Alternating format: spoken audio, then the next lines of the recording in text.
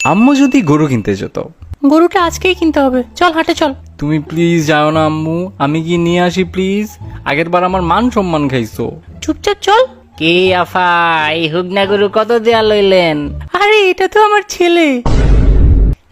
আচ্ছা sorry sorry, ছাগল রে বলে গরু বলে ফেলছি। ওই মিয়া ছাগল কারে কোন আপনি?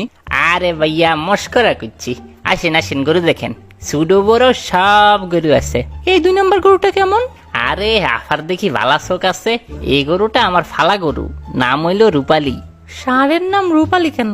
এটার পেছনেও ইতিহাস আছে, শোনেন।